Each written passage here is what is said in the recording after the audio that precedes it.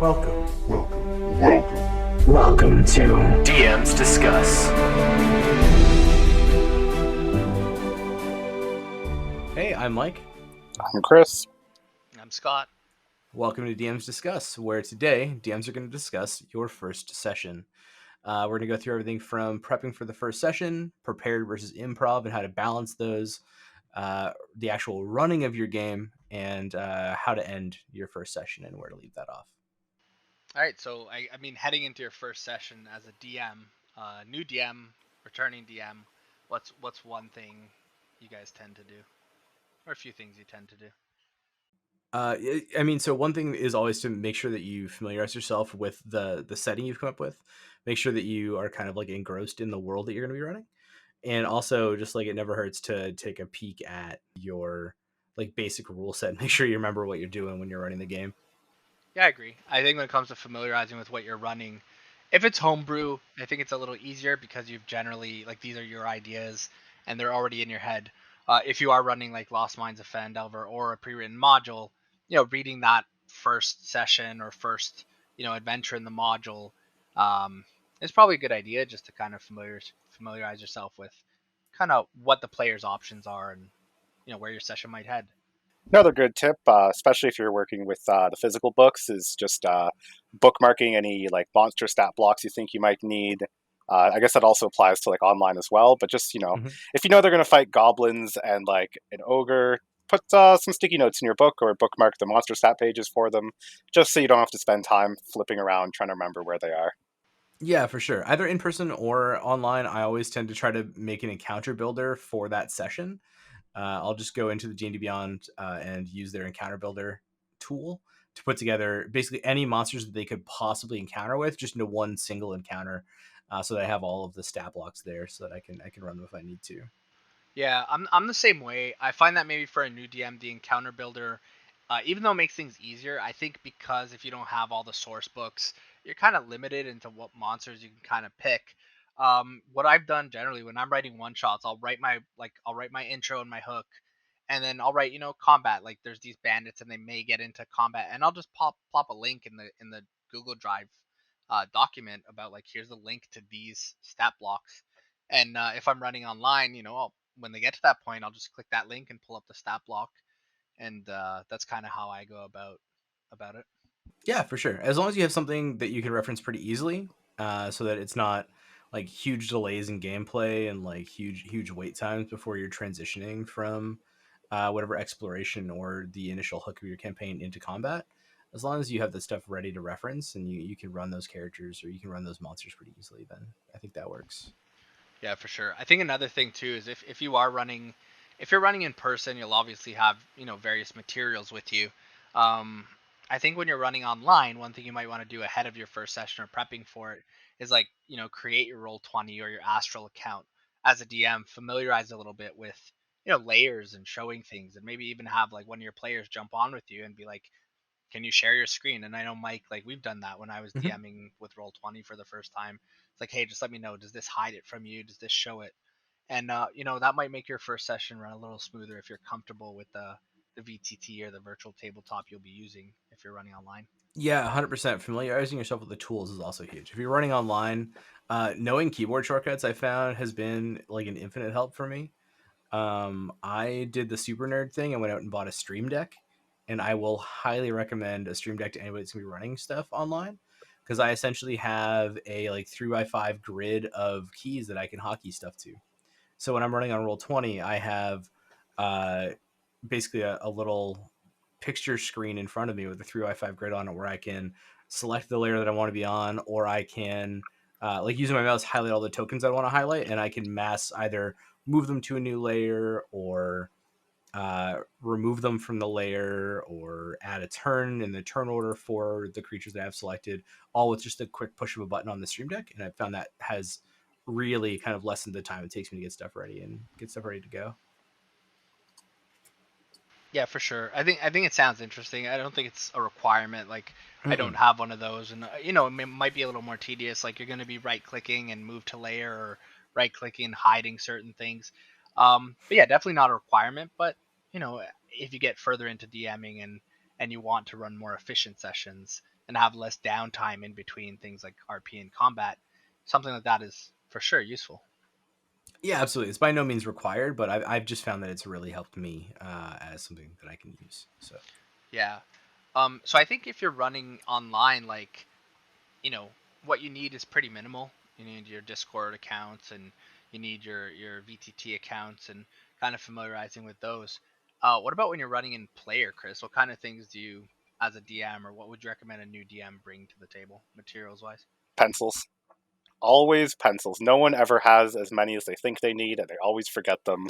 I just bring a pencil case full of like an entire pack of mechanical pencils and like a good eraser, and I have never not needed that in any session ever. Yeah, and I totally guess fair. I'll add to that paper. Some people might come to the table without paper, and you as a DM might come to the table without paper. And like I tend to take all my notes on like a Google Drive, on my phone. But some of your players might want to actually scribble some notes down, like, oh, who's this person's name, etc.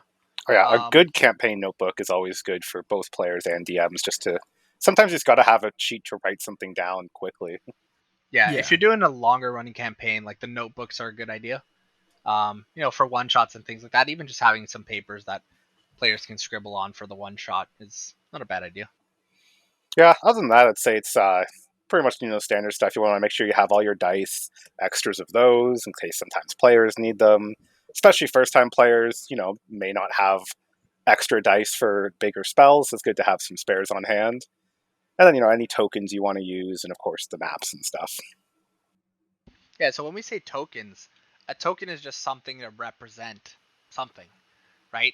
So for example, you could put a D6 on a map and say, this is an orc. And what I found is, a lot of people like minis and they're really cool.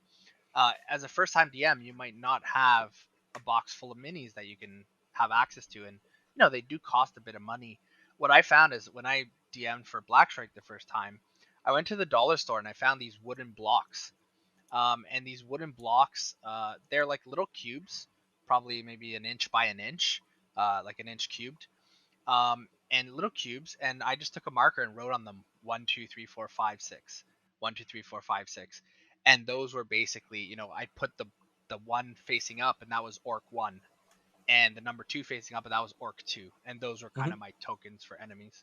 So I actually have a variant on that I've used for really easy tokens.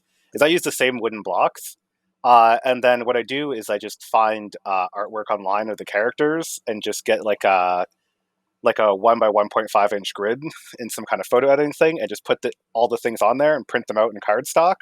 And you just cut them out, and you just use just a regular glue stick just to stick them to the cube so they stay on for a session. And you just pop them off and keep them, reuse them, and keep the Mhm. same cubes. It just makes it like that is a super low cost way to get like a bit of a higher quality like mini and stuff if you want to have a visual design, especially for like bosses and things. If you want to have like a big beholder and stuff, but don't want to get like a $40 mini for it. Even just like nice high res picture on a little wooden block can be good enough. Yeah, absolutely. It's just as terrifying if you are a player at Chris's table and he pops out some sort of paper cutout stuck to a wooden block that has just a horrifying creature printed on it. Yeah, and I mean, when I'm talking about the wooden blocks I've used, I wouldn't recommend using those for like a boss because I think it does like take away from that. Like if you have a boss, I know in that fight, shout out to the dollar store again. But I bought this little kit of jungle animals and it cost me like $1.50. And the only thing I wanted from that was a wolf. And that was, when players see this big wolf, and yeah, it's a little kid's toy. When players see this big wolf enter the map, they're kind of scared, like, wow, this thing's huge compared to those little wooden blocks. So there are a lot of things you can find like on a budget as a starting DM that will help you like get through your Yeah, absolutely. You don't need to break the bank and go out and get a ton of minis and spend hours and hours painting them to run your first game. You can just absolutely run it with tokens, because I mean the whole game is about using your imagination and building a story together. So it shouldn't need to break the bank to get into your first couple of games. Yeah, and I'm gonna add two more things to materials because I think online, online, you're pretty much set. When it comes to in player, there's a few more things that are helpful. In terms of displaying maps, like just some grid paper, grid paper that you can lay over a table, or cut out and lay over a table that you can just draw on and then later throw away. as well as a DM screen or something to roll behind, somewhere where you can roll in secret. And that could just be a little box where your dice sits that you're rolling in. But those two, I think, for a new DM are some good additions. I definitely agree with you there, especially on the grid paper front. Mhm. Even if you're running something where you have the maps prepared, players will always find a way to need a map that you don't have. So just having something you can just make one on the fly with will always come in handy. Yeah. 100%. I actually have purchased before. Everybody remembers, like, from elementary school, the like giant easel of paper. You can get those with an inch by inch grid paper on them, and it's like $9 on Amazon for a sheet, or for a like a basically a book of like 40 sheets of that inch by inch grid paper, and it works really really well for maps. Yeah, and why are we recommending grid paper, right? The reason we're recommending grid paper is because a lot of times on character sheets, a lot of distance is portrayed in feet. Mhm. So characters' movement speed could be 30 feet. Spells could have like a 120-foot range. And basically, when you're looking at standard grid paper or grid paper, the standard is that every square represents 5 feet. So if your character has 30 feet of movement, they can move 6 squares on that grid paper. Yeah, and the standard base on a mini is just a little under an inch, but 28 millimeters. So getting inch grid paper would let you build a map that is basically to scale for those characters with the distances and whatnot. Yeah, for sure. So when we're talking about that, I think that's kind of like a materials wrap up. I can't really Mhm. think of anything else that I might want to bring. I think pencil, paper, dice, minis, tokens, TM screen, some grid paper. I think you're set. Yeah, absolutely. And again, you don't need all of these things, but bringing at least most of them is a good start for sure for your first couple sessions. Okay. So we talked about like making maps and things like that, and preparing for your first session. How much do you guys prepare for a first session versus how much of it is improvised or at the table?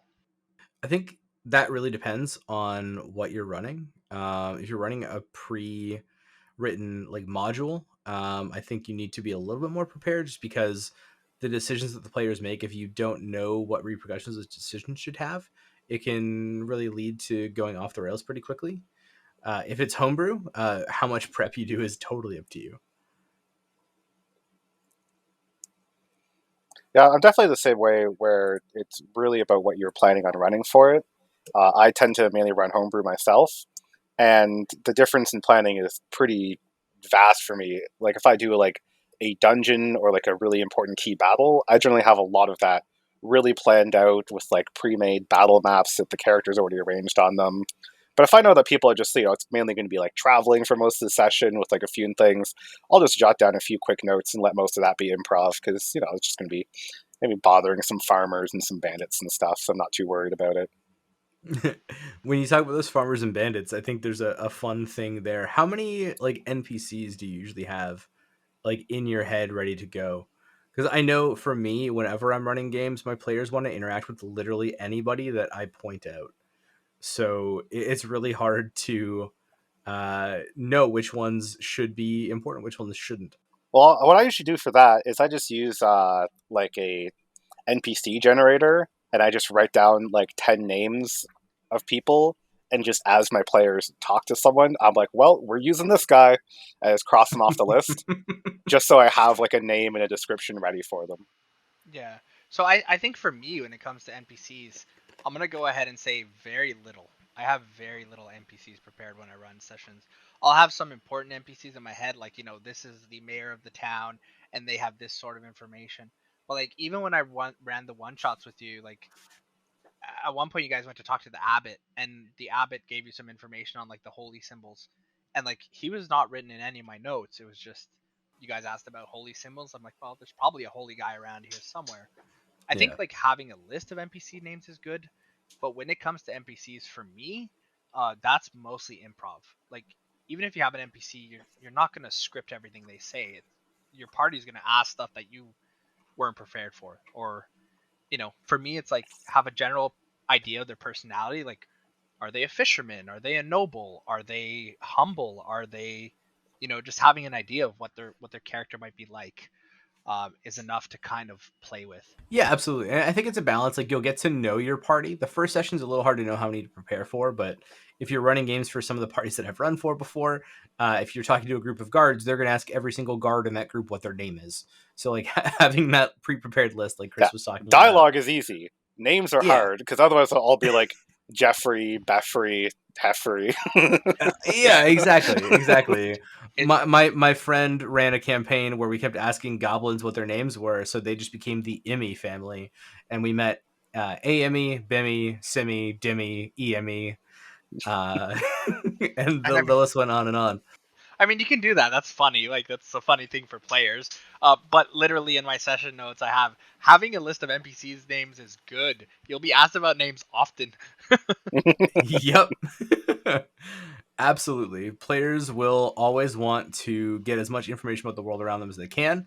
And a lot of the time, that's just asking a guard what his name is, even if you haven't thought about it before. So, yeah, just having that list of names that you can assign to NPCs is a good idea. Just make sure you keep track of them in your notes because guaranteed somebody at your table will be.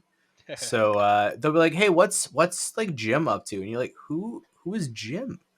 I'm like, Well, "Oh, the guard we talked to in session 2 in that town." It's like, I don't know how he's doing. Go away. yeah, that tends to happen. I think when you're running your first session, like you can have your hook NPCs and NPCs that are important to progress the storyline. But if somebody wants to go to a shop, I know in the game that I ran for you, Mike, like you went to a shop and you got totally ripped off for something. Like you bought an item that you thought could cast something and it couldn't. And like I had planned on that shopkeeper being kind of a shady shopkeeper the whole time. It wasn't because you walked in or anything like that. But play with that. Like, okay, this is a shopkeeper in a bad part of town. Maybe they do try to rip people off, or this is a really kind shopkeeper that will offer them cookies and bread. And it's funny watching players be very suspicious about this very kind shopkeeper, but it's like no, they're just a nice shopkeeper. So I think like improving for me when it comes to NPCs, like very little prepared, and most of that is improv, just based on what I think that character's spot in the world may be. What I think their personality or their day to day is like. Yeah, absolutely. I think there needs to be a pretty solid balance of improv and prep. Just because in your first session, there's going to be a lot of exposition because you're introducing your characters to this world that you've created or this world that you are kind of gleaning from the pages of whatever module you're running. So there's definitely a balance of prep versus improv. But for the most part, like Chris said, dialogue is easy. You'll be talking to your players a lot in character. You don't always have to have voices for them, but having some voices for some of your like more well known or like repeated characters, they're going to be talking to a lot. That can really lend to the game a lot. So there's a lot to think about with respect to NPCs in general. Yeah, and I think like other things like not just NPCs, but maps and encounters when you're prep versus improv. I think depends on the kind of game you're running, right? Like if you're running a hex crawl like Chris's, you have to have your hexes pretty much fleshed out, or at least a good inner portion of the hexes for where the characters might travel, and even encounters on those hexes. But when you're running a more homebrew fluid campaign, you're probably not going to have like every town fleshed out. You might have a few towns in your head, the starting town and maybe a small fishing village and things like that. But I think there's definitely a balance there. Like you don't want to write your entire world before session one. No, for sure, and that's where role tables are key, right? Like I tend to have borrowed from a lot of the other modules. I have role tables where if people get to specific areas on the world map that I have in my head or the world map that they're crawling through in respect to Chris's game, I just have role tables ready to go that like I will roll a d20 and if it's 16 plus there's some sort of encounter and then another roll table to figure out what that encounter is. And I'll just have a bunch of pre-built encounters ready to go that they may or may not run into depending on how the luck of the dice run for the party. Yeah. So when we talk about roll tables, they're kind of exactly what they sound like. They're a table that lists, a dice roll result, and what that means. So you might have a table that's, a random encounter table. And it might have, on you roll a d8, and on a 1 they encounter a pack of wolves. On a 2 they encounter a fae spirit. On a 3 they encounter. So these are good ways to kind of help build and flesh out a bit of your world if you can't kind of find ideas, or you're not going to sit there and homebrew every single encounter.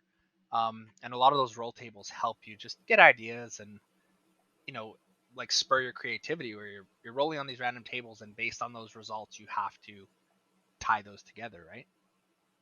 Yeah, for sure. Although I will point out is that in my Hexcrawl map, I actually have almost none of that fleshed out. There's only 4 pre-made maps in the entire thing. Everything else is make it from roll tables when the encounter rolls up, just based on where they are, time of day, and what they're fighting.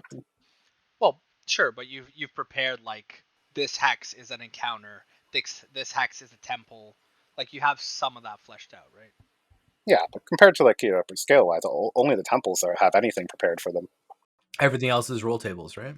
Yep, and just I just found every possible jungle map I could find, and just I'm like, well, these guys are close to a river, and it's nighttime, and it's deep jungle, so this one, and they're fighting these guys. I just throw them on the map, and away we go.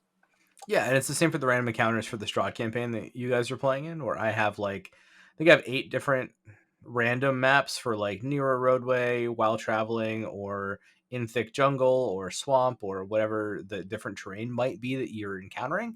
And then I just have a random map that you can utilize if it happens that you come to an encounter while you're traveling in those areas. Yeah, that's fair. I think maps is one of those things that you can prepare ahead of time, but if you need to kind of, Chris said they might get into situations where, I don't know, they're walking through the forest and they come up to this wide open glade, Yeah, that's a word. wide open glade, and you don't really have a map representing that. Like this is where the grid paper and a pencil or a marker comes in. And Chris taught me a technique for making maps on the fly that I wanted to share, and it's actually a really fun technique. But you have grid paper on the table, and you have a bunch of dice in your hand. You assign them. Like D6 are trees, D20s are boulders, D10 could be, deep pits of water in this glade, and you toss a bunch of those dice onto the map, and use a marker to draw around them. So around your D6s, you make little trees. Around your D20s, you draw a boulder. And around your D10s, you draw little lakes of water. And you have this randomly, you remove the dice and you have this randomly generated map that kind of fits your description of where the players are. So that's a really cool technique for an improvised map. Yeah, absolutely. Improving maps in person, I think, is a lot easier than improving them online. I think there's a lot more prep that goes on when you're dealing online, just with getting stuff like that ready. In person, there's obviously the grid paper that we talked about earlier, but you can also shell out and get a dry erase grid and draw maps on the fly using that method that Scott was just talking about, with throwing the dice and then just drawing around them on the dry erase map. I like that, and I think it's fun for players. I think it's fun for players to be like, "Hey, D6s are trees, D10s are," and watch you throw them, and they can kind of see the map. Like, oh, okay, there's boulders there. It's kind of a cool thing to watch come to life. Yeah, absolutely. All right, so when it comes to encounters, we've used the word encounters. Define an encounter. An encounter is either combat or some other way that characters resolve a conflict with a group that they are set against. So to me, an encounter could be anything from there's a giant chasm blocking your way, and either you have to take an extra 8-hour detour around it, or you need to improvise a way to get across it. To there's a group of 8 bandits in the road that want a toll for you to pass. And to me, the experience that you get is either obviously killing all of those bandits in the road, or finding a way to negotiate your way through either clever use of spells or persuasion, stuff like that. Yeah, and I think when we talk about encounters, a lot of times you'll read about encounter XP and experience for encounters, and awarding your players experience for, either, if you kill the bandits, maybe you get a little more experience, but if you're able to negotiate with them, or the other way around, maybe you've made these bandits very non-negotiable, but your players are somehow able to manage negotiating something with these bandits, you might give them more XP for that. Now, this all depends on how you're leveling your players, whether you're using XP based or milestone. Milestone being, you did something really great, you're going to level up, versus XP where you're tracking, individual encounters. And I just find with encounters, I don't worry about encounter XP. I think milestone leveling is just a lot easier. Yeah, I will never run a game that uses experience. I always prefer to run with milestone. To me, it just seems more meaningful to level people up when something significant happens than to be like, oh, well, that wolf was the 100th wolf you've killed, so Yeah, have a you don't level. I think Encounter XP kind of encourages murdering everything because people think you're going to get more XP if you kill, or people Mhm. may think that you're going to only get XP if you kill. And then if you're using Encounter XP, you also have to deal with like players being different levels. It's just a lot easier to milestone. So in terms of Encounter XP, like for me, I don't worry about it because encounters work towards the milestone. Yeah, to me, like the party is at a specific level. I don't like separating players in that kind of way. Um, and that's another reason why I use milestone. Is just everybody that is in the party is at this level now, because this is where you have progressed to as a group. So we talked about encounters, and like encounters can be combat or crossing a chasm. How many encounters on average do you have per session? I think it really depends. First session, I always try to have at least one combat or one encounter, just to get the players to experience all the different pillars of D&D within the first session. Later in the campaign, you might have a week or sometimes even like a couple of weeks where you don't have any combat. But for me, I have like at least one major encounter in the first session, just to give the players like an idea of what the stakes are in the world that they're living in, right? Yeah, I'd really agree with that as well. Especially, like as much as an encounter can be like lots of different stuff, I generally do personally tend to separate them to like combat and non-combat ones.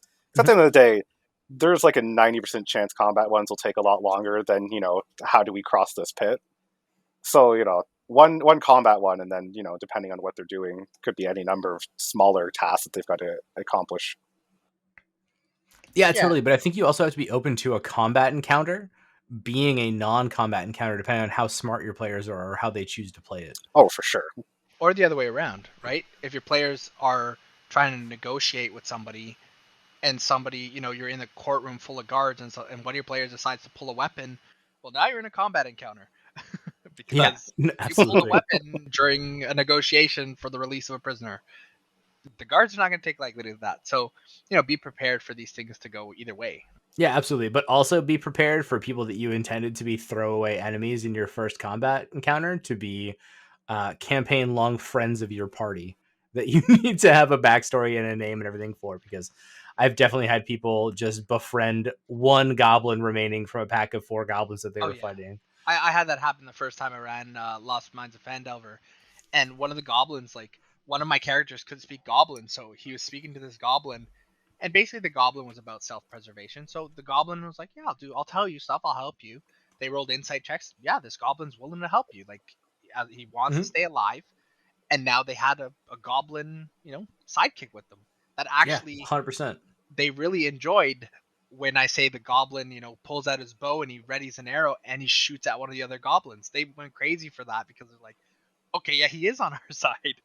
So yeah, I think in terms of like encounters in a session, a first session, like maybe one combat encounter, one non-combat. Maybe they meet the mayor of a town, or maybe they meet the abbot, something like that, and just having a general idea of what might happen. Like maybe there's a barkeep offering work, or maybe there's some seedy characters at the bar, or maybe the church is very willing to offer rest for these players. Just having kind of a general idea of what the point of that encounter is. Yeah, for sure. And I think some of what you just talked about kind of leads into how you end up starting your campaign. We talked a bit about that in the session 0, because some people like to run their campaign hook at the very beginning of their adventure in their session 0, but sometimes that doesn't happen until session 1, in which case you need to figure out how you are tying your characters together and how you're starting the campaign. So like how do you guys typically go about that? Well, at the end of the day, we all know there's only one way to start a campaign, which is meeting in a bar, and the hard part is picking the name of the bar. Absolutely. There are some really fun generators though. But also, there's this like campaigns can start in so many different ways. If you're running a module, usually it gives you the hook for you, usually different ones for different characters. At Homebrew, there's like uh, a lot of things beyond the bar. You could be summoned for jury duty. You could be trapped in like some kind of natural weather thing that forces you into the same place. There's lots of options. Yeah, I'm kind of the same way. It really depends on the setting and what you're doing. If you're running like a pre-written module, they're generally going to give you like a hook. And I think in Lost Mines, part of that is that someone from the town went missing, and you're hired to transport goods and investigate that. and there's some gold involved. So, some characters are on the gold thing, some characters want to know what happened to this character that they're related to, etc. A hook can be anything, really. Like Chris said, jury duty. So maybe all the characters are summoned and they're in a court of, NPC justice, and everyone's rattling on and talking, and then some shadow figures appear in the courtroom and start to kill people. Like, that could be the start of a campaign, right? I think this one's really absolutely creative. You can kind of do whatever you want here. Yeah, for sure. And like even some of the pre-made modules, like when I was running Strahd, or when I started running Strahd, there's really like 4 different ways that you can hook people into it. It really depends on knowing your players, what you learned about your players' characters from the first session, and what you think will get the party interested in taking on this like grand quest you want to send them on. But again, like Chris said, it's just going to be in a tavern, talking to somebody for some reason. Yeah, I really like, my brain's kind of going a mile a minute on the whole jury duty thing. But, one of your hooks could be that, yeah, this guy's being put on trial, and, at some point all of you see him whisper some words and move his hands, and a fireball comes in from the side and just blasts the side of this, palace open, this temple. And in the distraction, you see him run, and various shadow figures are slaughtering guards. I'd want to know what the hell happened there. I mean, I always use jury duty as a really good thing for like short one shots. We need a really fast reason to get people together, where just people are called jury duty at the trial. The guy says, "I request trial by jury," and the judge says, "Granted." You have an hour head start. Jury, go stop him.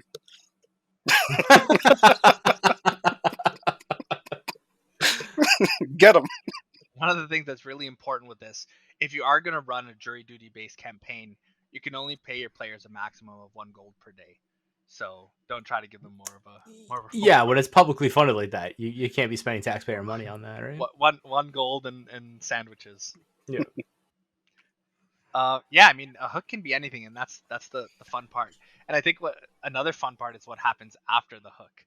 So, okay, this guy explodes the wall out, and there's these shades, and they're kind of, killing these guards, and you're watching guards slaughtered in front of you, and then you pause as a DM, and you wait, or you ask the question, what do you do? Yeah.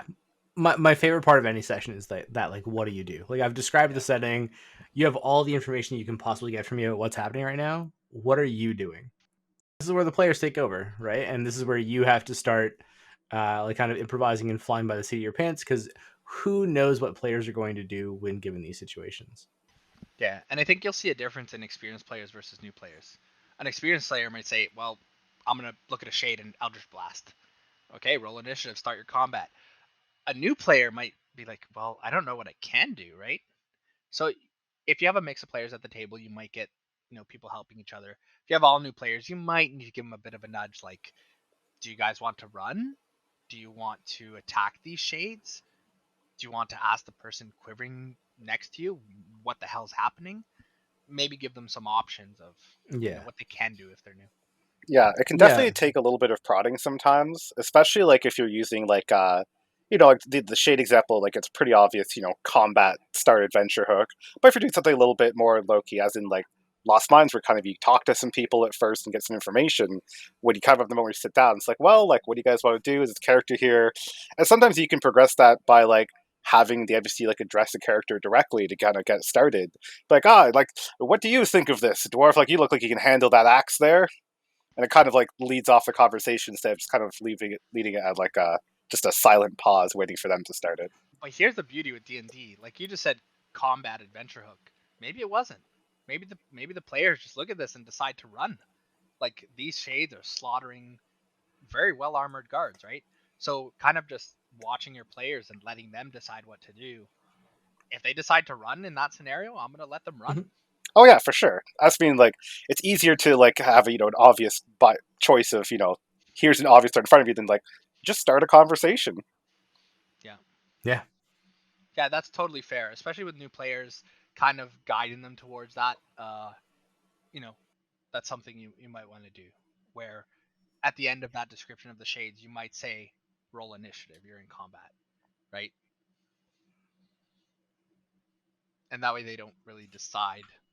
They're just thrust into combat immediately. Yeah, for sure. Yeah. What's the funniest way you've seen? Like, what's the funniest kind of starting hook or way you've seen a player react to a starting hook? I think it might have been right after, because in Toronto D&D we had the persistent world, and it's during its beta thing we eventually reset the map and started over completely again, but everyone got to keep their started characters. So my first session into that, I had to explain why the old world had vanished and how we were getting to like the new one and just arriving in this new city. And I'm trying to remember what exactly it was, but essentially like a magical nuke got set off by some unnamed villain who blew himself up in the entire world. But our guild's mages were able to teleport everyone aboard a magical flying ship that got blown into this other realm. That's fun. And it's very much like the kind of like a person like walks in, it's like there's no time to explain, but the entire world just got blown up and we're arriving in a new city. And it was like, what? It's like, yeah, we got blown up. Magic wizard, he's dead now. Don't worry about it. Like, that's not your problem. But like, we got to get ready to make port. We're refugees now. Yeah, I mean that's interesting. The new world and what awaits them. That's an interesting. Yeah, for sure. I think I was running Dragon Heist for a group where essentially, if anybody hasn't played Dragon Heist, it starts off you're sitting around a table, obviously at the Yawning Portal, and a troll crawls out of the Yawning Portal and starts coming at everybody in the bar. And I essentially had somebody like look around and ask me for the description of the toughest looking dude in the bar. So I gave them a description of one of the NPCs that worked at the Yawning Portal, and they disguised themselves as that person and then got into one of the restricted areas of the bar to go hide because they knew that area would be well protected by the toughest looking dude in the bar. It was hilarious, and I thought a very funny use of their character to get the whole party hidden behind a bunch of giant doors away from the troll encounter. It's funny. Yeah, so I mean we talked about you give your players the hook and you ask them what they'd like to do, or you engage them in a conversation. And at this point you're running the game. And let's talk about maybe game states. So for the most part, I think there's 3 kind of distinct states in D&D. One being roleplay, RP, one being combat encounters, and the other being, traveling, I guess, could be seen as a 3rd state. Yeah, the 3 pillars of D&D. Yeah. Exploration, combat, and RP.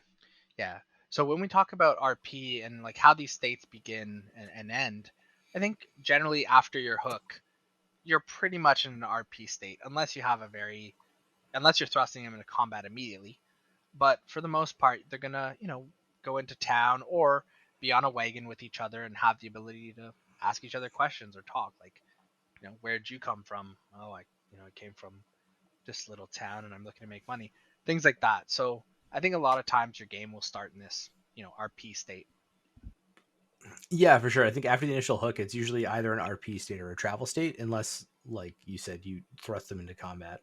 And for me, I think the transition between states and when one state starts and another begins really depends on the players. Yeah, and I think the transition from RP to combat is pretty clear. It is when your DM asks you to roll initiative. Yeah, 100%. Yeah. What spawns that roll initiative? Like I said before, you're in a royal palace and you're being questioned, and one of your players decides to pull a weapon. Roll initiative. You're now in combat. These guards are going to defend, right? Or, you're negotiating with a group of bandits and you're trying to make persuasion checks and you're trying to get them to let you pass, and they're just not having any of your shit anymore, and they're tired. And they say, if you say one more word, we're going to cut you up. And you decide to keep talking. Roll initiative. So initiative, RP to combat, can happen, DM initiated or player initiated. Oh yeah, absolutely. I think it's probably 50-50 from the games that I've run, where either the player will say something dumb that the NPC takes offense at and they'll roll initiative, or the NPC will just be talking and carrying on a conversation. Somebody will sneak up behind them and brighten them. Yeah. I think that one's pretty easy to, go back and forth between RP and combat. It's obviously you roll initiative and eventually say you're out of combat, and it goes back into real time. I think it's going between anything and travel is kind of the other one that's a bit trickier. because I always think of it like if the three states is like RP is always like real time, combat's kind of like slowed down, and travel's your fast forward. That's kind of like when you're gonna be passing multiple hours and stuff, and kind of usually you'll set up like, well, do you guys want to go like to the other city, and it's going to take several hours to get there, so you start off with usually just little are you walking, are you going to get horses, what's the riding order, and like what pace, what are you looking for. And then, depending on like where they are, what kind of campaign they are, you might have some encounter rolls or some pre-made encounters on the road. And if they want to, do chatting while they ride and stuff. But for the most part, you can use travel to skip over, long periods of time with just occasional checks for maybe they're tracking something, maybe it's to be stealthy while they travel. Yeah. And I would say don't always use travel as a fast forward, because there's a lot of cool things that can happen within travel. Things like random encounter, camping, fishing and foraging. If that's something I know, Chris's hex crawl Yeah, during kind of downtimes and travel times, he lets players fish or forage or hunt. Um, so I think they're kind of like each state has its unique kind of, what's the word, appeal yeah. I to don't mean to players. say fast forward is like skip over things. I mean the sense that like since RP is kind of like like it happens in Yeah, real time of conversation, it lets you kind of add to the feeling of like a grand adventure. If you're like, oh man, you've been traveling for like an entire day, and like you yeah, did the fishing and you had some chances to talk and stuff like that. But it's really to remind the players that like it's not like you guys are just zapping around from like point A to point B and just doing stuff. It's kind of yeah, there to give a feeling of scope. Yeah, for yeah. sure. And do you have players like roll different skills for the travel? Like I like to, at least when I'm running with new players, have them tell me how their character would like aid in the travel or how their character would benefit the party during that time. They could be like scouting ahead, or they could be using survival to find the most optimal path through the woods if they're on foot and there is no like pre-beaten path, like that kind of stuff. Yeah, and for players who are playing things like a ranger, that those roles are going to be satisfying because they're going to have survival proficiencies or wisdom just based on the whole ranger archetype, right? So being able to actually use those skills um, can be satisfying for someone like a ranger, right? Tracking, traveling, increasing travel speed. Hey, we got here 2.5 weeks instead of 3 because our ranger was awesome, right? So Yeah, absolutely. But I mean, there's also like fun things that can be happen if your players are creative. Like I've had bards be like, "I'm going to persuade the creatures of the forest not to impede us," and they'll sit there and be like, "We mean you no harm. We are just passing through. Please don't attack us, bears and wolves and things that could eat me." And yeah, like I feel like that can also lend itself to just the character of the players and as they progress through the campaign, right? for sure. And I think these game states, like, they can seamlessly go from one to the other. There's no set order. There's no, like, you can be in RP and say something stupid and great, roll initiative. You're now in combat. You could be in combat and kill everyone. Great, you're out of combat now and you're gonna continue traveling. You could be traveling and hey, pick a road, left or right, and the players pick right. And okay, that was a combat encounter. You run into a small troll in a cave, and you need to go through the cave or turn back. So you're now in combat. So fight the troll or run. And I think in terms of how states begin and end, RP, it's pretty obvious when you're in. Combat starts with roll initiative. Combat generally ends with A, the players have killed everything they're in combat with. B, the players have killed most things they're in combat with, and the rest have decided to run, and the players like aren't pursuing. Or C, they negotiate some sort of surrender and take one NPC from that combat. And yeah, I guess travel is DM dependent, right? You decide when they start and when they end. When it comes to the RP section of things, though, like a lot of the character development in longer campaigns, I think, comes during travel time, and it comes from that like player and player interaction. So when the DM isn't controlling anything and they're just like, "How are you passing your time on your trip?" You have players talking to each other in character. Um, how do you guys usually handle player versus player interaction? Like I love letting players chat, but I know that they can lead to conflict sometimes. And like I definitely kind of put a limit on my games in player versus player. If that transitions from RP to combat, I try to make sure that that's not a thing that's going to happen, or that like at least it's settled very quickly and there isn't any like player mortality that comes from that. How do you guys handle the player to player interaction? Well, for me, I'm a similar way where I try to limit, especially through what we talked about in earlier episodes about having alignment, so no characters are fully evil, which will kind of limit the odds that a character will find a full on reason to try to murder another player. And I've always said, I'm fine with character conflict as long as it doesn't lead to character murder, because there's always that time where the lawful good cleric catches the rogue stealing something, and there's going to be some words said and maybe even a fist fight. And as long as it's as you said, short, it's not like a full on drawn out combat to the death, and you can tell that it's something that makes sense for the game. I don't mind like some minor aggressive things like that. Yeah, for sure. Or where the like lifelong monster hunter finds out his best friend's a lycanthrope. I love it. I love it. This is my favorite part of D&D. And it's not me trying to be a shit disturber, and it's not me trying to introduce conflict between players, because no, there shouldn't be conflict between players. But there should be conflicts within the party. Yeah. I mean, this is not everybody gets along, you're all holding hands and singing and dancing and rainbows and butterflies. Like in some of my favorite moments have been because of these player to like Character to PC to character. PC, Character to character. Yeah, exactly. Yeah. And that's an important distinction to have, I think. For sure. I mean, like if Chris is mad, so in our recent campaign, my character Kierna was a lycanthrope, and Chris had a monster hunter who was sworn to kill werewolves. And I thought it would be interesting to introduce a werewolf to the party. She's obviously keeping it hidden, but I asked Chris out of character. I messaged him before creating this character, "Hey, are you cool with this idea? If you're Yeah. not, I'm not going to do it." But I think like Kierna being in that and Rickper, that has led to one of my favorite ever D&D characters and moments. Oh yeah, for sure. Like Yeah. that was really awesome. I know I played an evil character in Rise of Tiamat, where I brought in someone who was like from a secret organization, but who also didn't want the world to end. And he was a shady dude, and there was conflict because he was very self-serving and often quite mean to other people. But at the end of the day, it's like, well, like we need this guy to save the world, so like just stop zombifying everyone you meet. Yeah, exactly. At the end of the day, like the party has some sort of common end goal they're working towards, and they're able to, in most cases, see past each other's like idiosyncrasies and the small conflicts that they have interpersonally to make sure that they're accomplishing that like overall goal.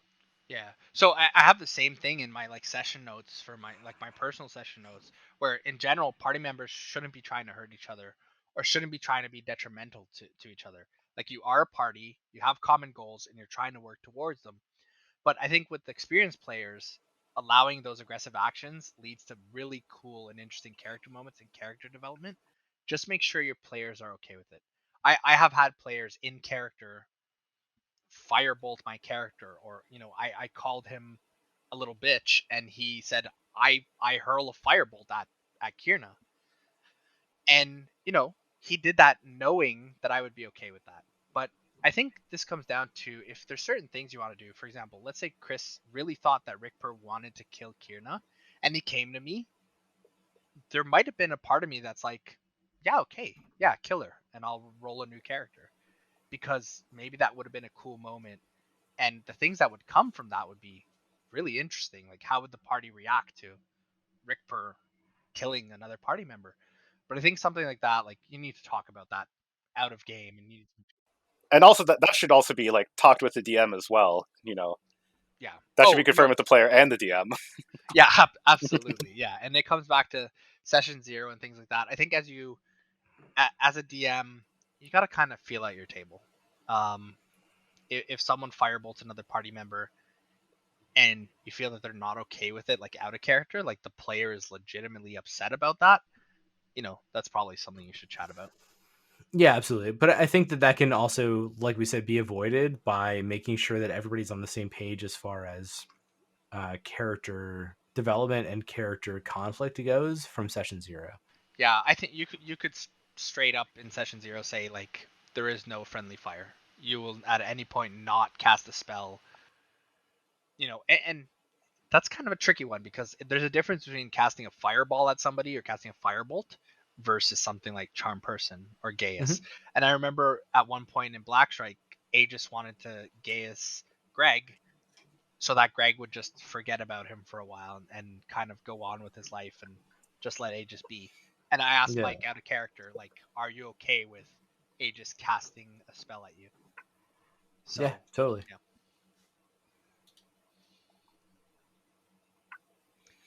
And I think the same thing with like player to player interaction. When it comes to like DM and NPCs interacting with players, I think there's a lot to be said there too. One thing I like in terms of that is like, um, allowing players to interact with you as a DM by, I like when players suggest an action and a check.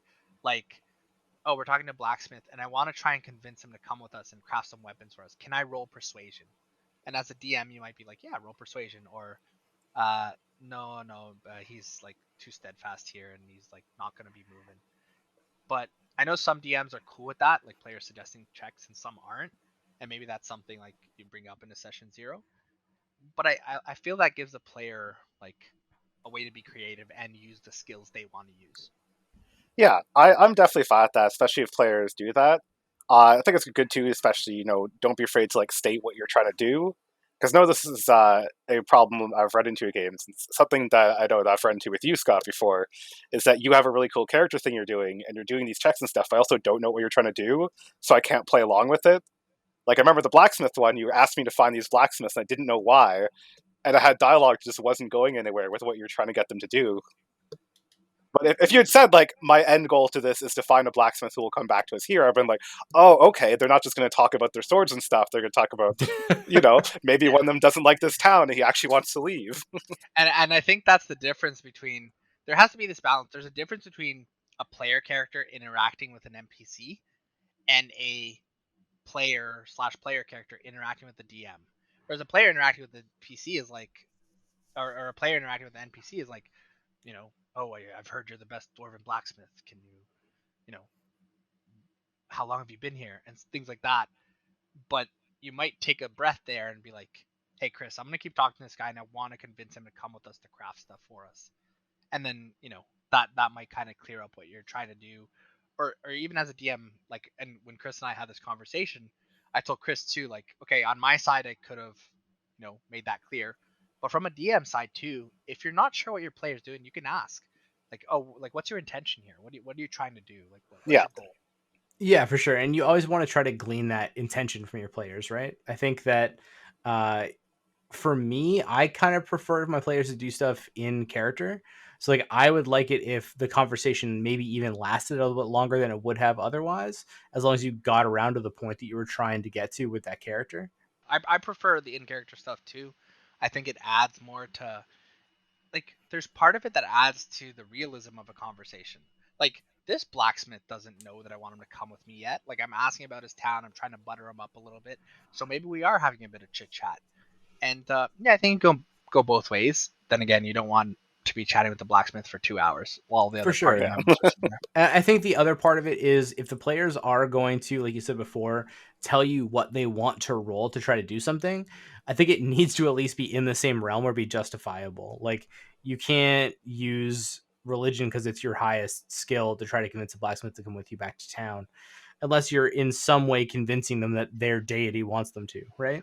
But that is the beauty of letting your player suggest, because they have to twist it in a way where the check makes sense. Oh, 100%. I will ask them to justify how they are going to use that specific skill to do the thing. Now, you said this blacksmith looks like a big bear of a man, so can I use animal handling? Exactly. Perfect. I don't know if that would fly on my table. I'd allow it and give them inspiration. So yeah, I mean, we talked a little bit player interaction. We're talking a little bit about like DM NPC player interaction. I think for DM NPC player interaction, like knowing what a player can do in terms of like ability checks, or I want to seek out a shop. Maybe you give them a shop, maybe you don't. Or I have a note here that says, allow players to interact with your NPCs or not. Think about that NPC. Maybe that NPC is busy. Tries to shoo him away. No, I'm busy. Leave me. Or they And get to town at 2 o'clock in the morning and ask to go to the blacksmith shop. No, they're closed. Go away. yeah, but I think that's cool because like in the case of I know right now, if I meet an NPC and he's like, "Oh, I'm busy. Leave me be." Well, what are you busy with? What are you working on? Can I help? Do you need anything? Do you have gold? Do you have work? Like it gives them your player might feel snubbed by the like I'm busy, and they might take that as a challenge to engage, which could be cool, right? Yeah, for sure. So I guess we talked about these three states, and we talked a little bit about RP and some of the things that could happen. You know, your player characters wanting to go to shops or checking out a blacksmith, or talking to the church. Hey, we've heard rumors that you know there are undead patrolling the area at certain times of night. Can you what's going on here? Do you have any information? So we talked about RP a little bit, and we talked about how to get into combat. We haven't really talked about combat itself and how that works. So you're in RP and something happens and you're about to go into combat and your DM says roll initiative. So what is initiative? Yeah, so I mean, initiative is the order at which things happen in combat. So players that are either more alert or more adept to adapting to situations or have a higher dexterity score will essentially have an advantage in their initiative roll. And once those things are rolled and you have your initiative, you basically have your turn order for combat. So those are essentially the order that every round of combat will happen in. Yeah, so your DM says roll initiative, and you as a rogue have a pretty high dex. So, and when we say advantage, we don't mean advantage on the d20 roll. We mean they have like higher bonuses. Yeah. So, your rogue might roll a 15 plus their 3 dex, and they get 18. And your wizard might roll a total of 10. And the bosses and enemies might roll 15, 14, and 9. So you have your turn order based on that. Your rogue's going to go first, some of your enemies, then the wizard, then a little more enemies, and then that's going to loop back again. And that's kind of what we call a round of combat. I think also, like, especially as we talk about the first session here, the first combat you run is kind of like a useful bar to establish like how well your players are accustomed to it and like how well the party works.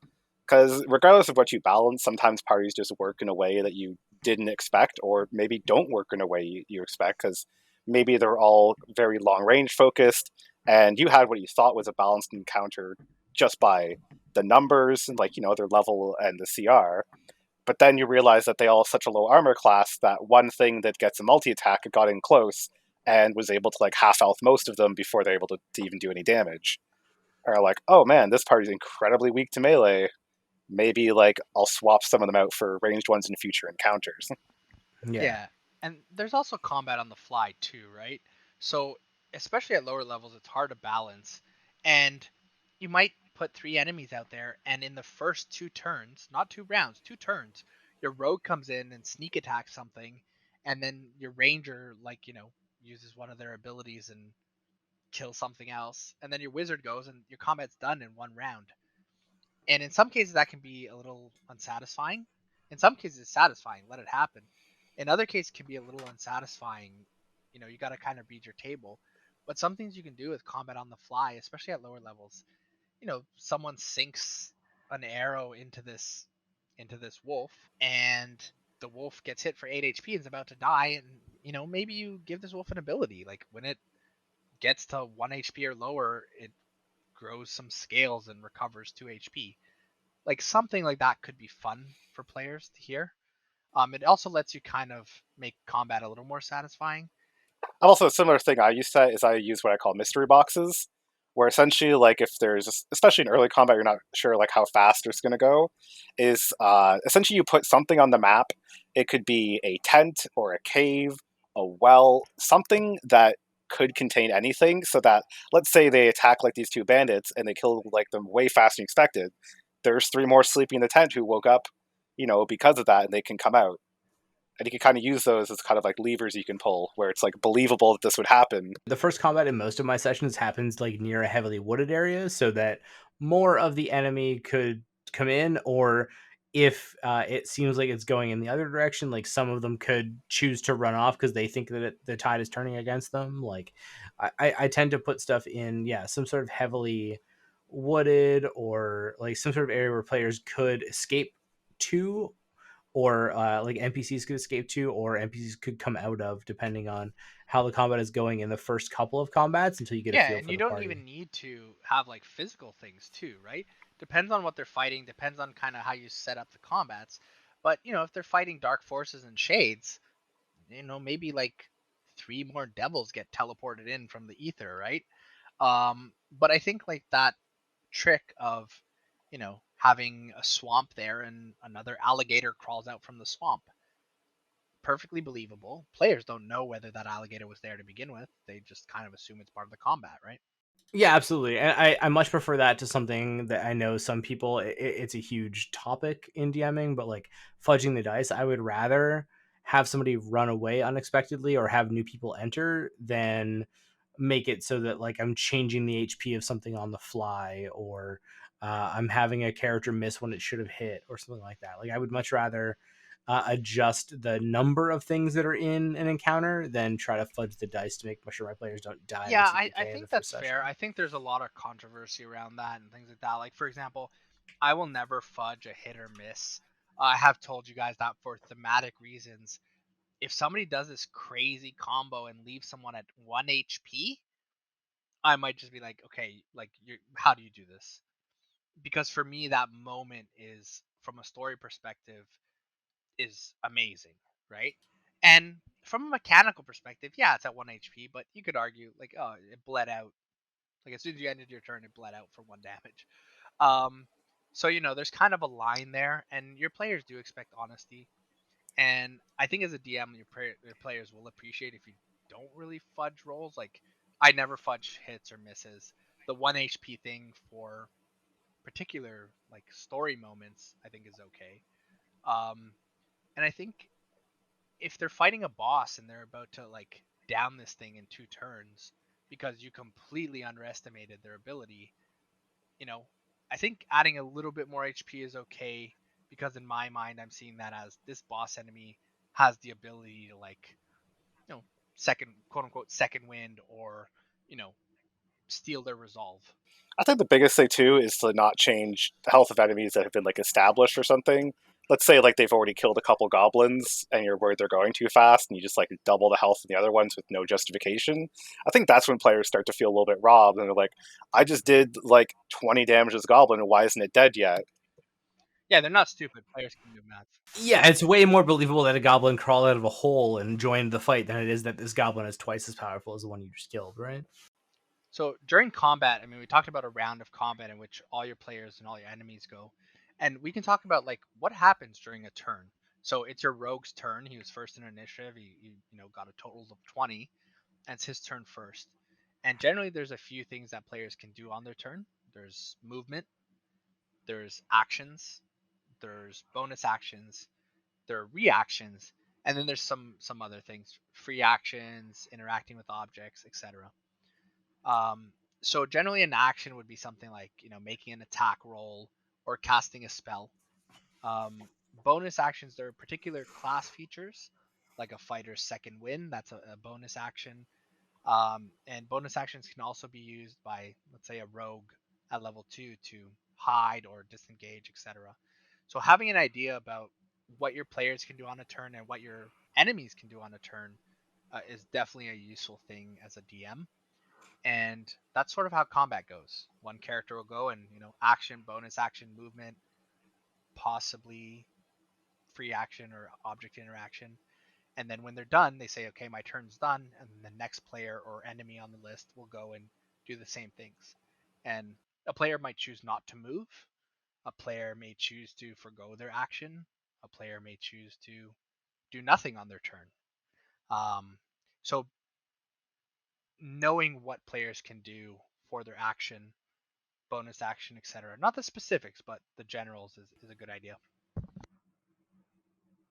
Yeah, for sure. Like when players are done with their turn, I always like to make sure that they don't have anything else. Like, be like, okay, is that all of things that you can do in your turn? You still have your bonus action, or like keeping track of stuff like that. Like you've used your action, your movement, but you haven't used your bonus action, or making sure that you're tracking a player's reaction so they can't like take 4 opportunity attacks in a Yeah. round Yeah, or for something sure. like that. Just making sure that you're aware of the action economy of players, so that you can kind of It's- control the flow of I was combat. gonna say, as I a think it's DM. also important to remember that this goes both ways to keep track of your own action economy, and that remember that everything you're running can also do these things, and like don't forget, all your monsters have opportunity attacks they can take. If they're trying to pull off, if they they're smarter, more tactical thing, they can hold actions to like coordinate with each other. Yeah, and your players expect this, right? Like, your player goes up and uses an action to attack once. They're not expecting the low-level wolf they're fighting to use its action to attack 6 times. That's just not something a low-level wolf's gonna do. There are monsters that have their action is a multi-attack, which could be 2, 3, 4, 5 attacks, and that's fine. You'll see those at higher levels. But also having your enemies operate within this framework of action, bonus action, reaction kind of keeps things consistent, and players know what to expect. Yeah, it should be like at least semi predictable, I think. Okay, so I mean, you go turn by turn and round by round, and you're back at the top of the order. Your rogue goes, your wizard goes, etc., etc. Um, how do we end combat, Mike? I think there's a couple of ways. Either your players can feel like they're overwhelmed and they can choose as a Which they party to never run do. away. Uh, if which they never do, but they can. It happens sometimes. I have seen it happen like once. You can have it so that your players just straight murder everything that they were fighting against, and then combat is done when there's nothing left to kill. Or you can have your enemies learn that they're overwhelmed, that their players are more powerful than the enemies thought that they were, and they can try to run away, and your players can choose to pursue or not. If they pursue and they lose them, then combat is over. If they choose not to pursue, then combat is over because that person's getting away. I So think there's also Evis there, just generally neutralizing all things because it doesn't have to be killing everyone, right? You could have totally. convinced the last guy to surrender. You could have charmed him. Someone could have tackled him and tied him up to the point you can't fight anymore. Mhm. And like that's on you as DM to decide how effective those things would be, and like when they're done. But if you decide at a point where essentially nothing that's alive can attack anymore is a threat, then that's another way you could end it as well. Yeah, and I think you hit on a key note there. Is like, when you're in combat, there is a threat to you as a player. If your DM says you're out of combat, the threat to you is, someone's not gonna jump up and attack you immediately. Like, you're out of combat, you feel relatively safe. The person you've charmed is cooperating. If you're gonna if someone's gonna come attack you, then a DM is gonna ask for perception checks and then get you to roll initiative again because you're in a new combat encounter. So being out of combat is, you're generally safe as a player. Yeah, for sure. I'm never gonna like have my players choose not to pursue something and tell them they're out of combat, and then like, okay, cool. Well, we're gonna sit down and take a short rest, and then like one round of later, somebody attacks them from the woods. Like that's just not a thing that I'm gonna do to them. It might be like towards the end of a rest, they might have gone and gotten more friends and come back and started a new combat encounter, but like the players will definitely have a chance to know that that's coming, right? Yeah, and for me, I'll go the opposite way. That is absolutely something I might do. If you let this guy go away and he goes into the bush, I might have my players make a perception check, but maybe this guy's like gonna pull his bow and take one more shot at somebody while he's running away, and try and hit one of you in the neck or something. There'll obviously be checks and stuff for that, but I think that could lead to interesting moments where now the party's really pissed off and like, we let this guy go and he's messing with us. Let's go freaking kill this guy, right? Yeah, for So sure. But I think I would do that before I told them they were out of combat. that's fair. That's fair. I think sometimes it depends too if it's just like a really poor choice in their part. Hmm. Like if there's like a couple scouting things they know it leads to back to a larger group, they fight them, they run off, and they're like, well, time to sit down here for an hour. In this Yeah. exact location where he knows where we are. Yeah. Then Yeah, then of course I'm gonna in that like case give they're them a asking half an for him to. hour. Yeah, Yeah, I exactly. think as a DM, vary these things up. There's a lot of fun in each of these endings. There's a lot of fun in, you slaughter everybody and you're sitting there, and you're looking down and there's just orc bodies everywhere. There's a lot of fun in, this goblin looks at you, you see his knees shaking and he's gonna turn and run. There's fun in that chase sequence. There's fun in your ranger hitting somebody who ran from 300 feet and straight up killing them from that distance. So vary the way you end combat up. It can lead to some interesting things. Yeah, for sure. And then once your combat is done, players have expended a bunch of resources, and there are a few different ways that players can get those back through resting. So you can have short rests or long rests, and like what part of the day you're in will determine which one of those your players are going to try to take. But how do you guys handle rests? Do you have like tables that determine based on a roll whether or not the rests are successful? Do you give them like skill checks to see if they can see a threat coming before it's something that interrupts a rest? Like, how do you guys handle that? Let's say for short rests, to start off with, usually, first of all, it's, how dangerous is the place that they're resting, and, that's the likelihood of if they're getting attacked. So, like, deep in enemy territory, having just finished a battle that may have attracted attention, less likely. If it's just like a travel rest something, I'll probably be more likely to use a roll table. Generally, short rests are much easier to get, so I'm less likely to be a stickler on those. And then for long rests, those are the ones where I'll really hammer down, like, okay, like, what's the watch order? Like, who's sleeping where? Like, what precautions do you take while you're resting? Because, if you're sitting down for like 8 hours, you got to really think about that of like who's sleeping in shifts and stuff to make sure that there's always like someone on it. And I'll have like each watch shift roll perception checks as I deem necessary. Yeah, or have everyone on watch roll a perception check. Because I think if you're only having certain people roll a perception check, it's like, okay, they saw something and maybe they rolled low and didn't. Well, it's like But that's specifically for like what I've talked about when everyone's sleeping, only one person's up. Yeah, that's fair. Well, I mean, if they're like one person's up and they roll a perception check, they don't see anything, they go back to sleep. Another person gets up, roll me a perception. Yeah, every shift needs to roll for Yeah. sure. Yeah. And then I think for me, like, because I run more one shot stuff, I don't worry about rest too much. In general, long rests are generally, in a town, or if they're out in the woods, I might think about, random encounters. I might just roll a D100. And just based on how they've described their watch, I might just assign a percentage. So because you took really good watch, you have a 2% chance of being attacked. And if I roll a 1 or 2 on the D100, you get attacked. If you did a really crappy job and you're trying to post up camp, right next to an orc encampment, you're probably gonna have a 75% chance of being attacked. So, that's kind of how I handle them, but I don't have to too often because most of the stuff I do is more one shot. Yeah, for sure. I think when it comes to campaigns, it can be a little more crazy because you have repercussions for resting. Like if you decide to take a long rest after an encounter, but you know that the world depends on your being hasty with some of your other things that you're going to do, it can really put a damper on taking rests, right? Like for Chris's game that I'm a part of, every day that we waste or that we take time resting is like one day closer to an apocalypse, right? So like there's definitely repercussions for those rests in some cases.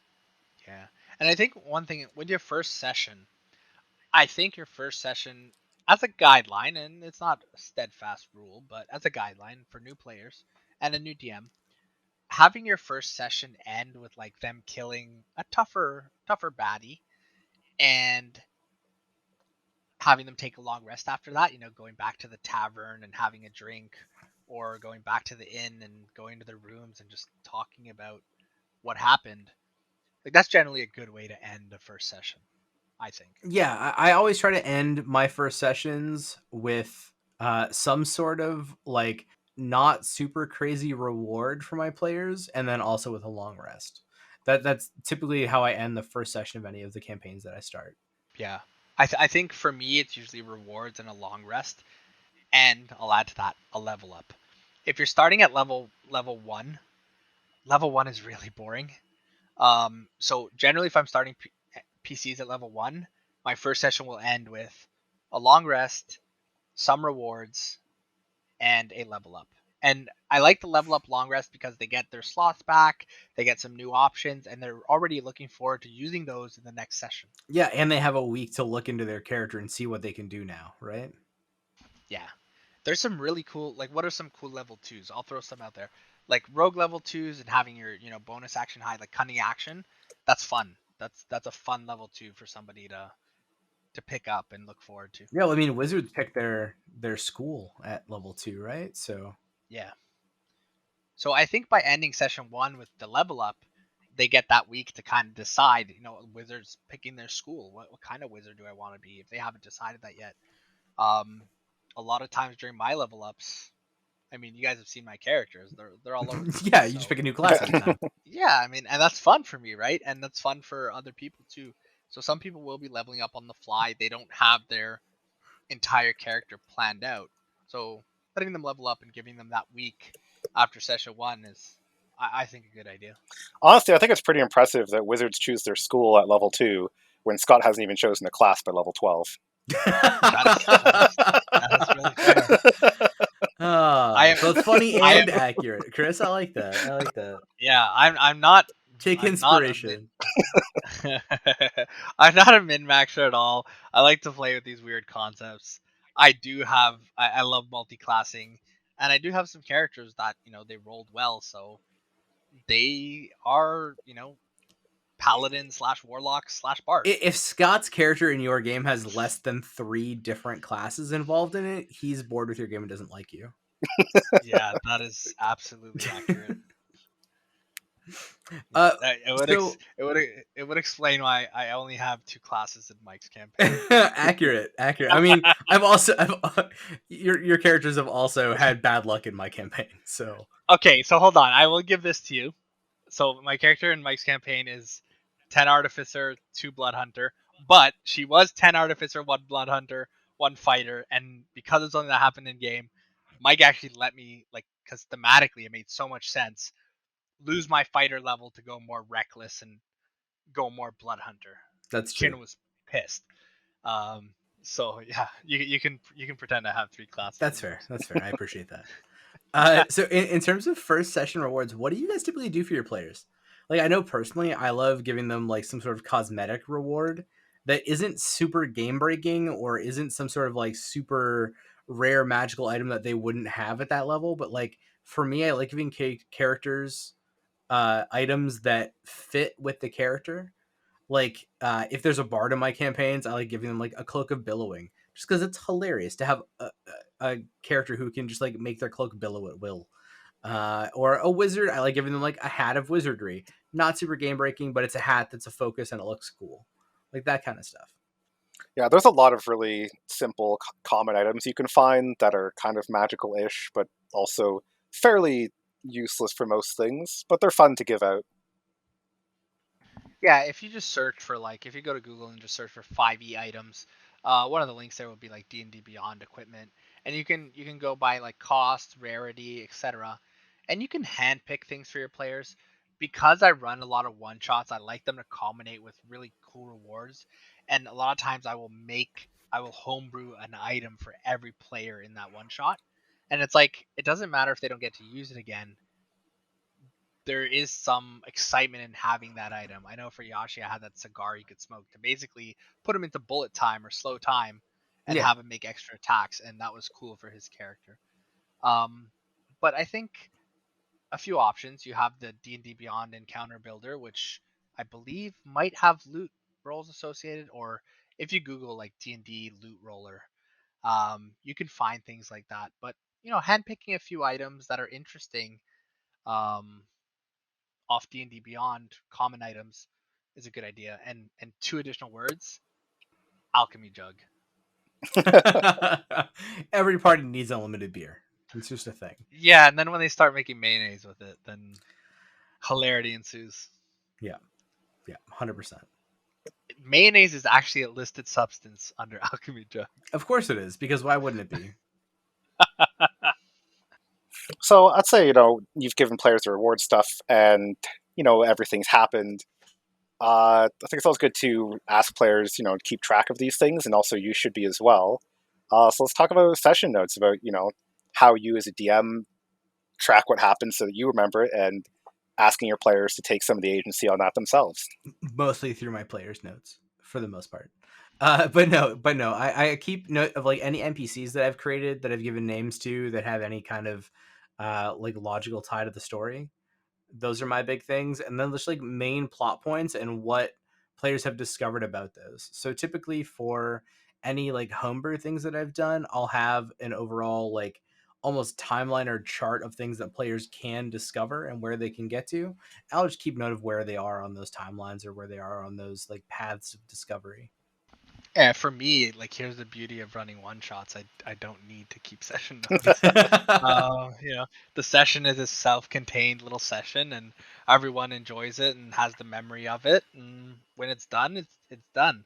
In long-running campaigns, definitely having a Google document or, a notebook where you can note. I really like using Google Drive or electronic formats because they're easily searchable, bookmarkable, etc. Where a notebook might be a little harder to kind of reorganize things if you need to. But yeah, just keeping something with a well organized document with good headers and just prominent notes session by session. Yeah, absolutely. I use the D&D Beyond campaign notes myself. That's where I keep most of my stuff, just because I have run a few different games at the same time, and keeping Google Drives for each individual game becomes a lot. But if it's already built into the tool that you're using for your encounter builder and for stuff like that, it made a lot more sense for me to use the session or the campaign notes within D&D Beyond.